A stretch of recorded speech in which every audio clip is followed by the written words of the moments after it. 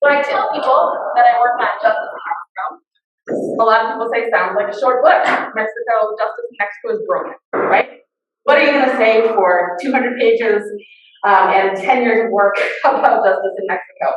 I think one of the things that I want to really clearly say today is when you have a justice system which is widely regarded is highly dysfunctional, it's still the primary institution that people suffering from grave abuses, it's the only thing they have, right? It's all they got. So what's actually happening given what's going on in Mexico with the justice system?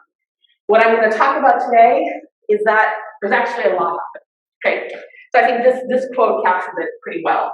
It's a quote from 2012 from Emilio Álvarez y Casa, who's a controversial senator in Mexico, but who's worked extensively with the victims movement. He told us, it's now clear that Mexico isn't a place where no pasa nada, where nothing's happening. Because of people like you, and speaking to a group of activists and people, families of the disappeared, because of people like you who are struggling. This is not easy. You're trying to reclaim territory which is subsumed under the ocean of impunity. And we're doing it by constructing chapels of hope. That's what this struggle is. And that generating this space goes further than we do as individuals or even collectives is extraordinary. So today I'm arguing that sí pasa algo, something's happening in Mexico, and we should understand what it is in order to understand how do we address the crisis of disappearances which is happening. So this is the question I ask today is precisely kind of along these lines. How do people in context of normalized rights violations transform into rights claiming and ultimately rights bearing? So here's what I'm going to argue today. And kind of the overall argument of the book. What I say is, through the process of continually making claims on the state and engaging in mobilization, two things happen. First, people's understandings of the law, legality, and the state shift.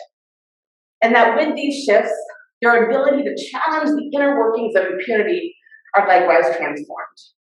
Let me say that one more time with some visuals. So again, people who are engaging in sustained mobilization, that is, there's sustained claim making and collective action, we can see that happen, right? So why is that happening? I make two arguments. First, the way they think is being transformed, right? Their legal consciousness is being transformed. Second, as they get smarter and more sophisticated as activists, they're able to understand and locate and actually create sometimes legal and political opportunities. When we're able to do that, we see the erosion of impunity. We see concrete, measurable outcomes that tell us something's happening. That's what I'm going to talk about today. So I'm going to go through a conceptual framework, a little bit situating and what we know about questions like this. For people who are not in academia, this will be a part with a lot of names, but I promise you it'll get more interesting. Next, I'm going to talk about transforming legal consciousness. Throughout the book, I center the voices of the family members of the disappeared. And that's what we're going to do in this section, is really listen to the experiences, in particular, of one single mother whose son was disappeared. I'll talk a little bit, I think we're not really going to have time for it, but I'll at least hit on what it looks like to recognize legal political opportunities after people's consciousness is transformed. And finally, I'll talk about concretely what does eroding impunity look like? What does it actually look like? So, the conceptual framework. So I already introduced that we're talking about sustained mobilization. So this idea that people mobilizing erodes impunity isn't new, right? We know that this is true. Right? We know that when groups of people get together, right, collective action, so actions of groups taken by a group of people in pursuit of a common goal, we know that when people get together, we have improvements in impunity. We know this from the literature on transnational advocacy networks, on legal mobilization, on social accountability, and on victim mobilization. And while we could go into much more detail about what mechanism is at play when groups of people are able to affect impunity, the most recognized one is the recognition of legal and political opportunities. This perception, this comes from social movement literature, the perception of political opportunity. How is sustained claim making? And what do I mean by that? So claim making is essentially people asking the state to give it what they're already entitled to, right? Citizen action in pursuit of an established right or entitlement. So rather than mobilizing to change the system, part of what I argue makes a difference is when people over and over in a sustained way claim their rights. So what do we know about how that works in eroding impunity? I think socio-legal studies gives us the best understanding of what's going on here. So Brinks argues that he does a study of police violence and why we have different outcomes in cases of police violence against citizens in Latin America. He says part of what citizens are able to do when a case file is bad, they're able to essentially insert better information into that case file. Veronica Viched in 2018 talks about the importance of private prosecutors, which essentially lets victims themselves participate in the prosecution of the crime. And finally, the one that's most similar to my work is Gonzalez Ocantos in 2018. He argues when judges change the way they think about human rights, specifically when they are transmitted kind of a cosmopolitan vision of human rights from their NGO, sometimes allies, sometimes opponents, that translates into measurably better human rights and challenge. So for him, the key mechanism is changing the way judges think, right? I build on that, but I kind of flip it, right? I'm thinking about the way victims think, right? The people who are mobilized think. So the thing that we're looking at today is the erosion of impunity, right? That's what we care about. I think that's not just what I care about. In 10 years of doing this work, it's what people on the ground care about, right? So what does it mean? What does it look like?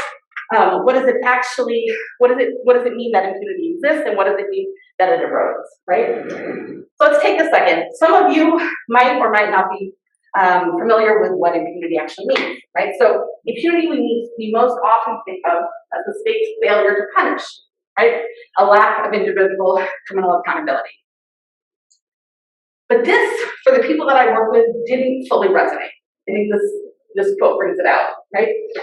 This is a quote from Nancy Rossetti, is a Mexican mother who will hear more from today than anybody else. So here's what she says about the relationship between justice and impunity and individual criminal accountability. She says, I felt like the lawyers were saying to me, look, senora, look what we achieved. But I answered them, and my son? Where is my son? It doesn't help me that this man is locked up. I have forgiven him. I'm looking for justice. I am looking for my son.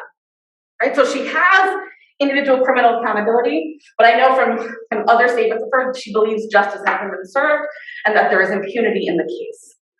So what's going on, right? So is impunity criminal accountability, and I should say impunity, the meaning of impunity, being interpreted narrowly as individual criminal accountability.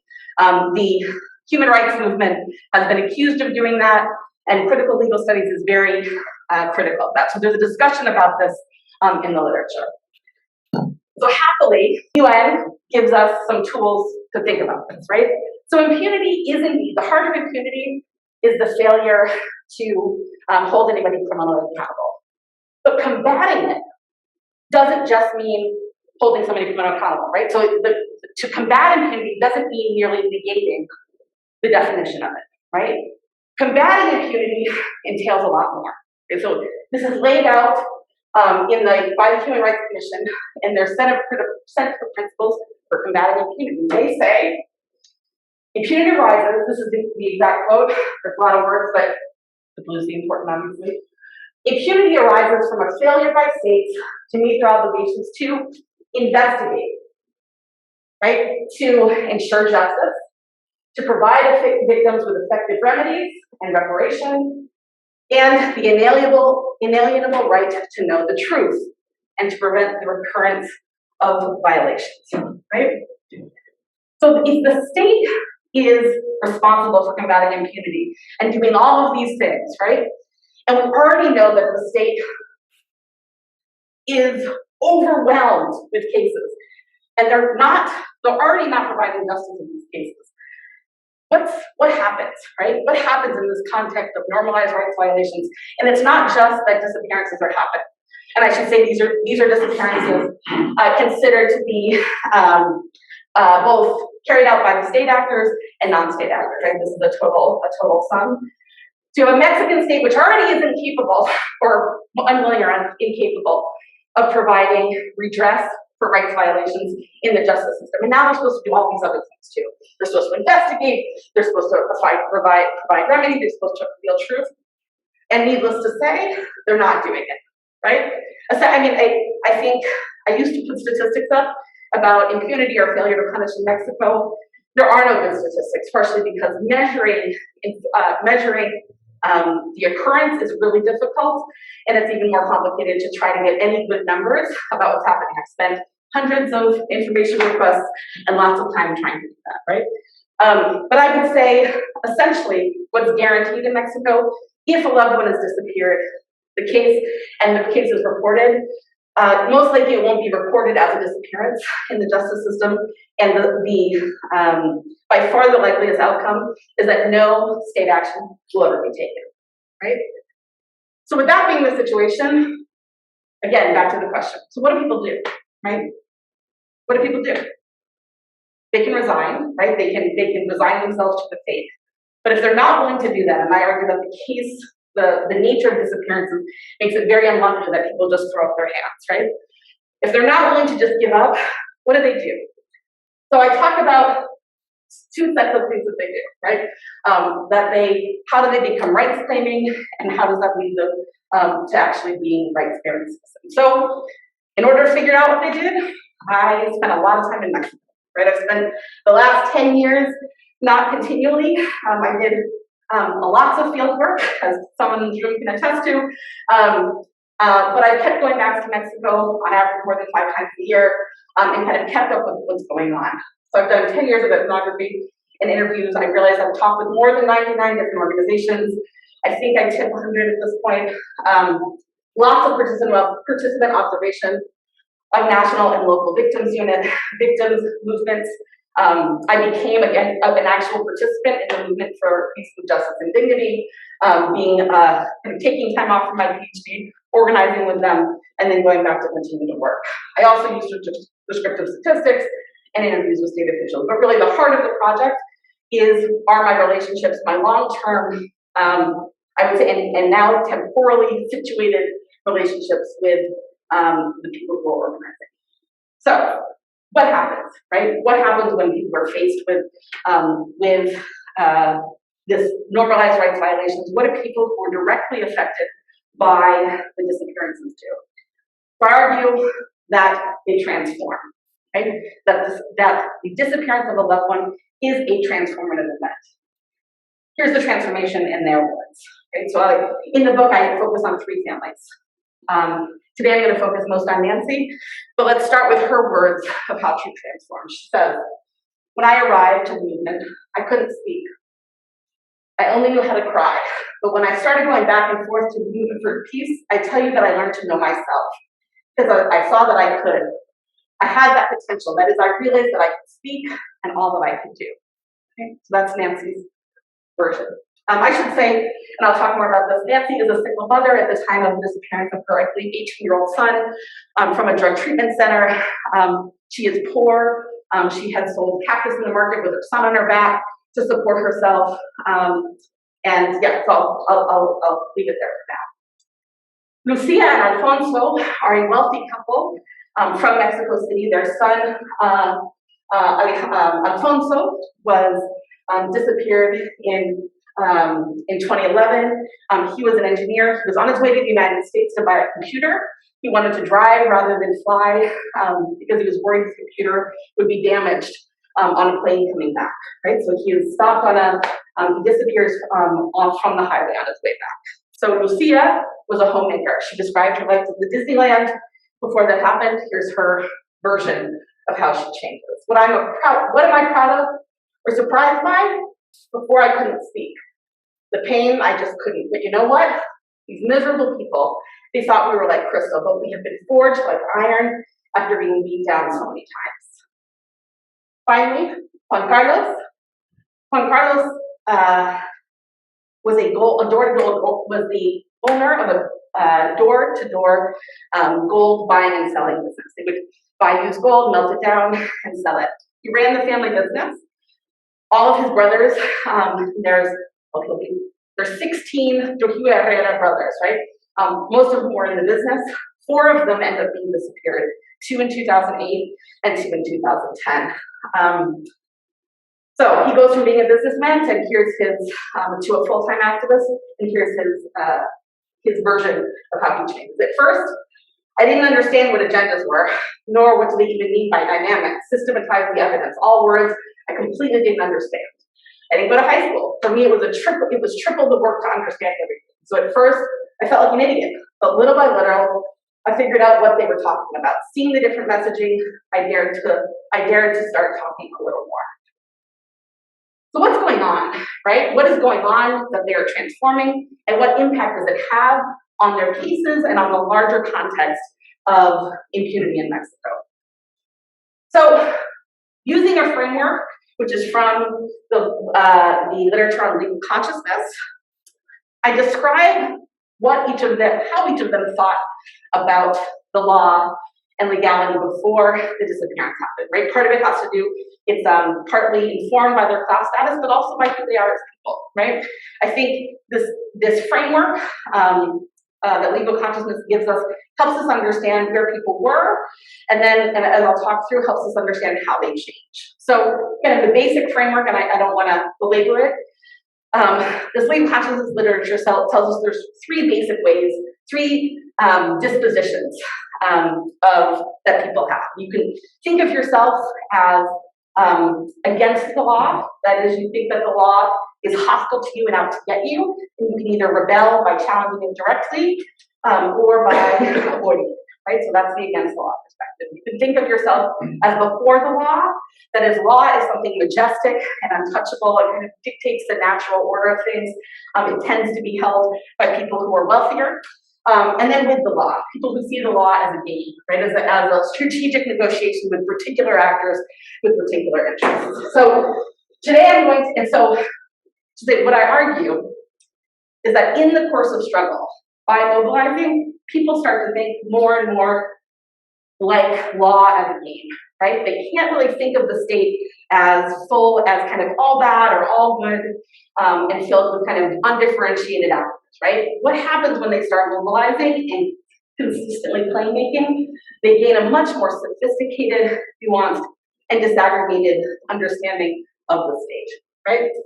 So I'm going to talk about, as I said, about Nancy, who has what I say is what I understand as an against the law perspective. So just to kind of say a little bit more about what that is.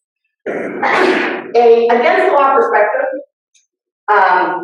has somebody with an against the law perspective has a resistant understanding of legality, which is expressed in silences, refusals, and absences, as well as in acts of defiance and destruction. But people describe legality as the net in which they are trapped and within which they struggle. It's really important to understanding Nancy is that her father was a policeman, right? And was very violent with the family.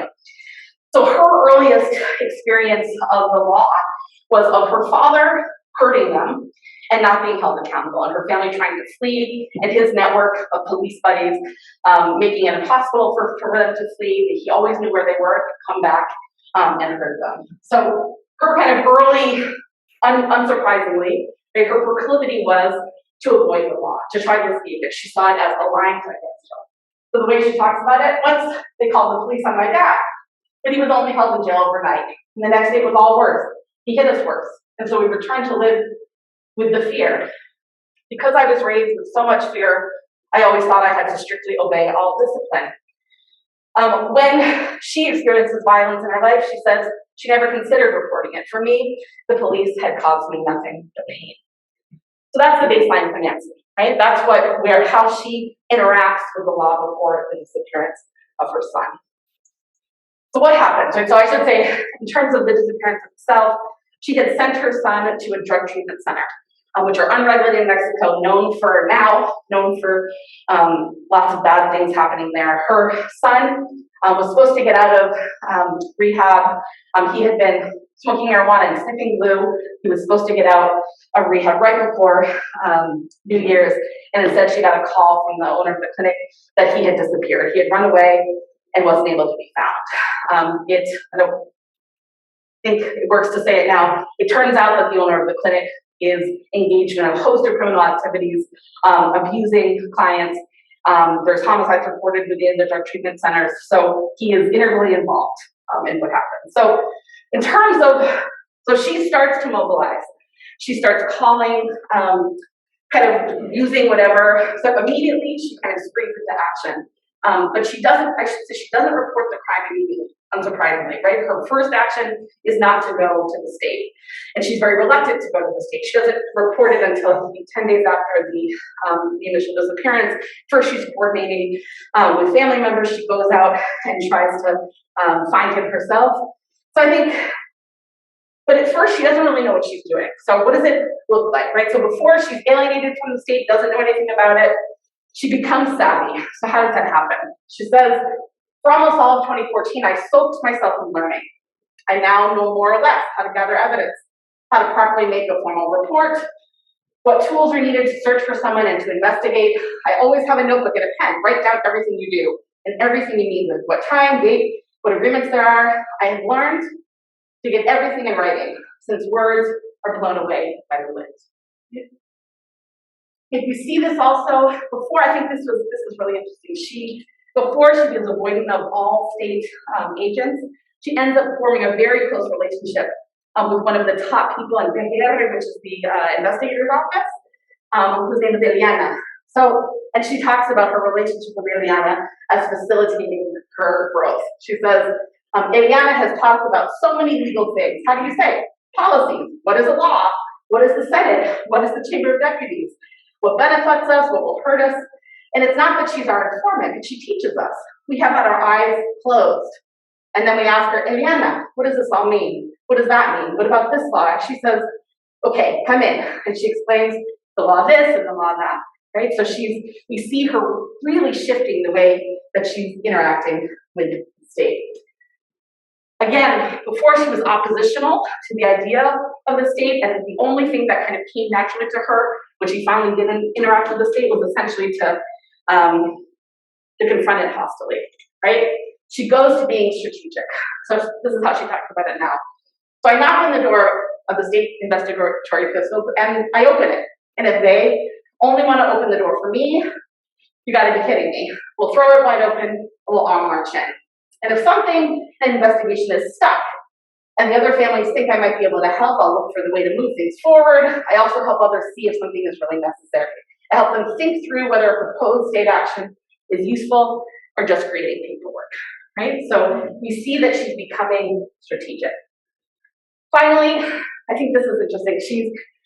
She, in the course of mobilizing, she gets to sit down with state officials on a regular basis. And I think for me, it was fascinating that even though that was unthinkable before this happened to her, she's really savvy and critical of what's happening in those meetings.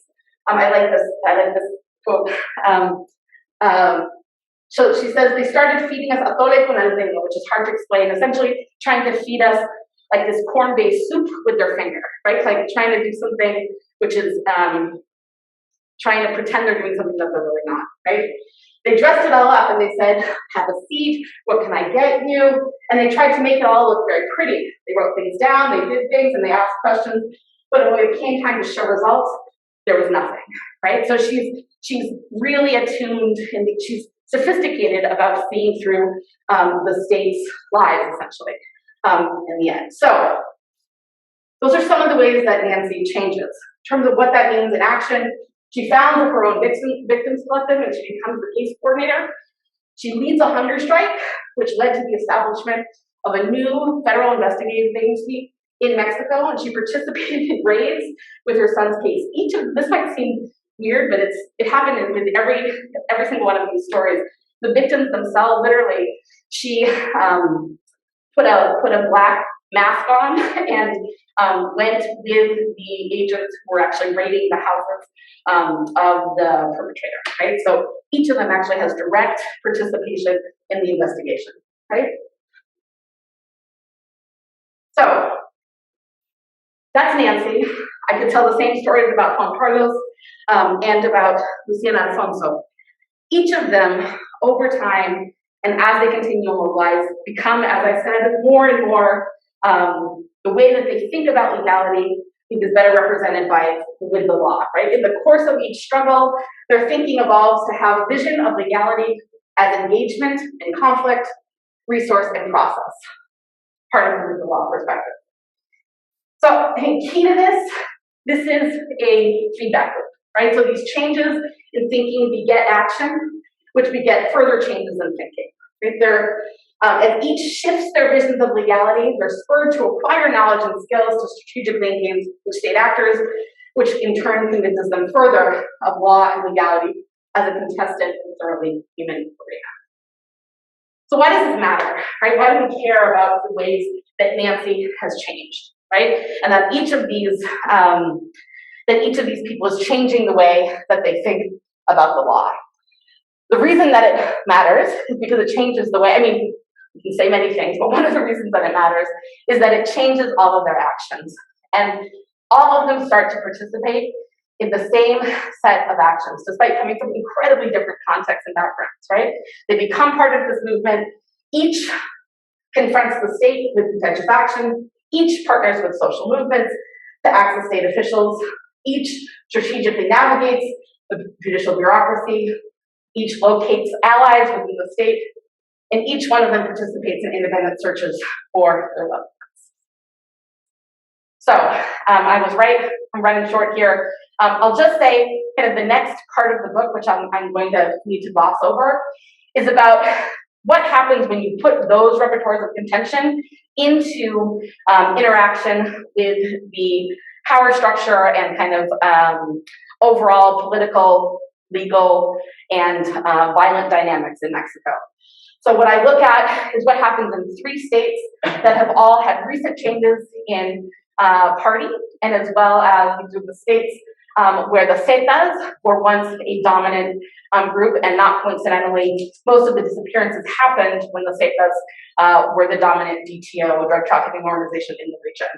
I'm gonna cruise by this, but what I'll say is what's important is that as these people and the groups that they're in become more strategic, they're able to recognize legal and political opportunities. When they can find allies with the state, even in contexts where you wouldn't think anything is possible, they figure out how to do narrow investigations. Essentially, what this usually means, they figure out how to work with sympathetic state agents to look for remains.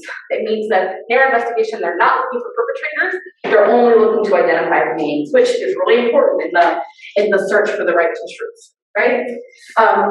Even when the state is acting cynically, there's still, when there are unstable alliances between the state and criminals or within the state itself, they are able to take advantage of the situation and figure out, saying, this official needs to, for example, this official is angry at the outgoing administration. We think he might be willing to prosecute members of the outgoing administration, maybe hold some of them accountable and find out where some of our loved ones are, right? So even when they recognize that the intentions or the actions of the state are motivated essentially by the state agents' desires for their career to go better or for their own safety, they're still able to do something. When you have both change in the alliances of the state as well as allies, you have the most kind of the thickest, the most meaningful impunity erosion. So these are my cases. I'm not even going to mention them. I'm going to breeze by them. I'm happy to talk in Q&A or somewhere else. I'm also not going to talk about this, but this is what I did, right? So I went through, looked at the Governor Party, looked at the active DTOs, and looked at the role of civil society in each context over the course of years and traced the outcomes. So I think just one quote that I think, so just kind of how do I put the change in the victim's consciousness into this macro context?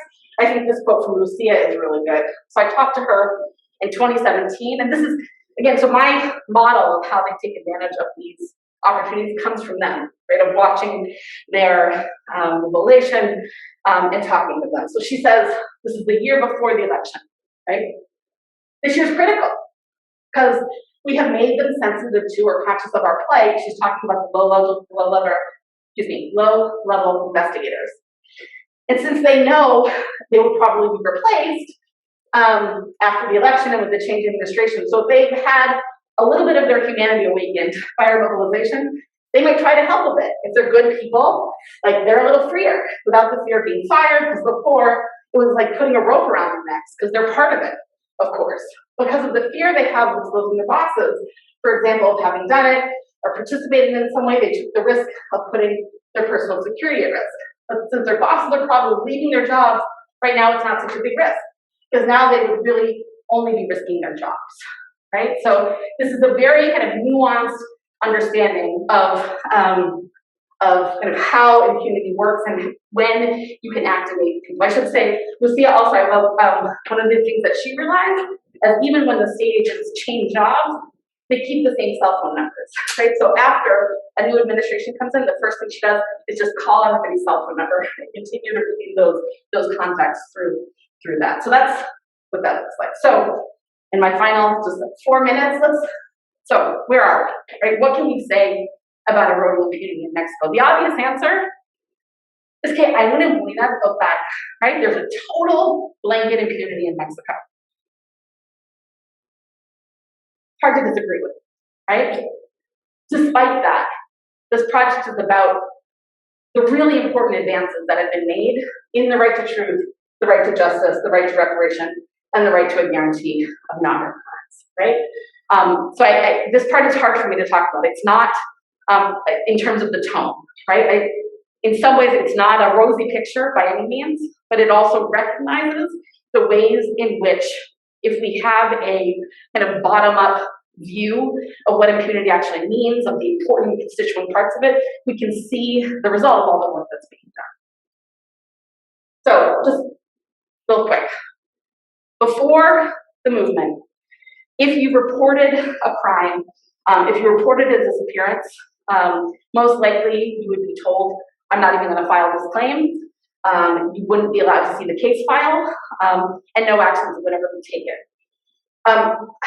I love this image, and even though it's grainy, this is the picture of a collaboratory investigation, what I call participatory investigation, which I got through an information request, right? I've been to a bunch of these, but I didn't think I could use my own because they're not public. So in almost all of Mexico now, I would say confidently in like 25 out of 32 states, when a victim now reports somebody missing, the local victims movements have established participatory investigation meetings, which essentially are meetings once a month where the victim, if they have other allies within the local organization, sit at the table, as do different state officials. So usually maybe the state attorney general, at the very least the case coordinators, maybe the police involved in the investigation. You can see that they're at this meeting.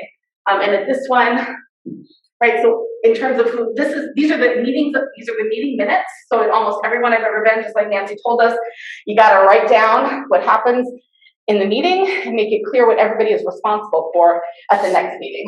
So here they're saying, right, location, there's a disappeared person, the previous agreements that were made at the meeting, the current agreements that are made, and the people that are there, the victim's mother, the local search commission, the coordinator, the sub-coordinator of special investigations, and somebody from the State Human Rights Commission, right? So that brings together a bunch of officials. And here's another one. So I think this is now the norm, right? That we see these types of investigations, which already in terms of the right to truth, once a single question is asked, right? A single investigatory action is taken. Often kind of the baseline is the investigators sending out the picture of the disappeared person to local hospitals, to local jails, to make sure they haven't kind of gotten caught up there. That's already that's already a step closer to the right to truth, way closer than it would have been before, right? So anything that comes from these is a concrete, visible advancement in terms of impunity terms. The right to justice, I kind of measured this at all different levels. At the individual level, for the 3 people in my book, just as kind of I can talk about case selection before, they're people who've been mobilizing for 10 years. They're not in many ways unusual. So for Lucia, and again, the norm by far is impunity in these cases. For Lucia Alfonso, there's 7 people detained for illegal deprivation of liberty, although not specifically, some of them are not detained for their involvement in their case, but for other cases, but people are in jail. For Nancy, the head of the drug treatment clinic is in jail for 45 years for kidnapping. Again, I just put her, it doesn't, yeah. This is her saying, that doesn't make me happy, but it is what happened. For Juan Carlos and his mother, Doña Marty, there were 2 women detained and then released. Their case has the least number of advances, but their case has been taken up by the largest human rights organization in the country, which is groundbreaking for many reasons. Essentially, they can't prove state involvement in the case, but despite that, through their activism, they have changed the criteria that human rights organizations are using to accompany cases. So, and a more kind of one-click up in terms of levels of analysis, in Nuevo León, which is, I argue, is the most auspicious case for justice, I worked very closely with this organization, helped them create a database where they documented 269 disappeared people between 2009 and 2012. Of those 269 disappearances, there's 37 indictments or convictions, many of which are from municipal police, although there are none for federal agents. None of them have been charged with enforced disappearance. Unsurprisingly, they're charged for other crimes. But we can see that there's more justice there than there would be for cases that are not accompanied. I think this is depressing and also remarkable. So this is also from the same organization in Nuevo León. So in terms of where those 269 people, 21 people were found alive the same year. 2 people were found alive in a different year, right? So if people weren't found immediately, it's very unlikely that they would be found. 27 people were identified through DNA. 213 people are still missing, right? So again, this is woefully tragic and disappointing, and also much more than it would be without their advocacy. So last thing, so there have been federal legislation passed to guarantee the right to reparation and a guarantee of non-recurrence. These are important big laws that the victims worked very closely with the legislature on, as in took material authorship of both of these laws. I can talk about them more, but both of them are passed specifically in order to address the right to reparation and the right to a guarantee of non-recurrence. This is really important. Again, this is a law on enforced disappearances, but also on disappearances committed by individuals and also people who are missing, right? So it's recognizing the reality that in Mexico it makes no sense to talk about enforced disappearances because they don't have the investigative capacity, nor I would say the reality on the ground doesn't separate state from non-state actors, which again is a different subject, but we can talk about it more.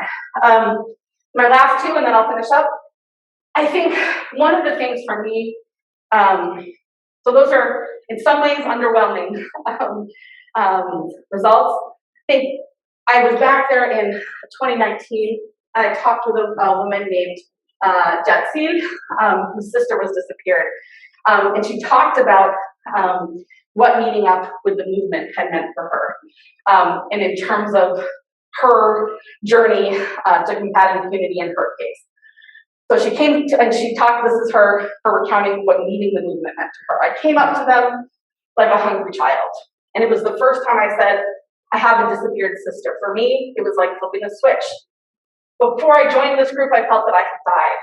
Now I feel like I'm surviving. But we need to feel like we're living, and that's what I feel like they're teaching me to do. They tell me we aren't alone. There are things you can do. My sister is not a case file number. My sister is not a forgotten photo. My sister isn't a person that we shouldn't think about. They taught me to say, my sister has a name. She is Janice. She is a mother. And her name is Janice. Her sister is Janice. She is a mother. I learned to talk about her in the present tense, not the past. As long as I look for her, she is president. She goes on, and she's talking about Juan Carlos, and that's when the organization he founded, might think they did nothing, but they gave me our lives. began to survive as a family. My mother began to live again. The fact that we have a photo of my sister on the wall of our house now, this is a huge achievement. It was a secret in our house. For them, maybe it's nothing. And the family's asking me the same thing. How can I express my thanks? And I say, you don't have to thank me, you don't have to thank me. Have someone else who's gone through what you're going through. Teach them what you have learned. And this is the way to pay it forward. Our goal is to bring the same hope that they bring to us. I'll end it there.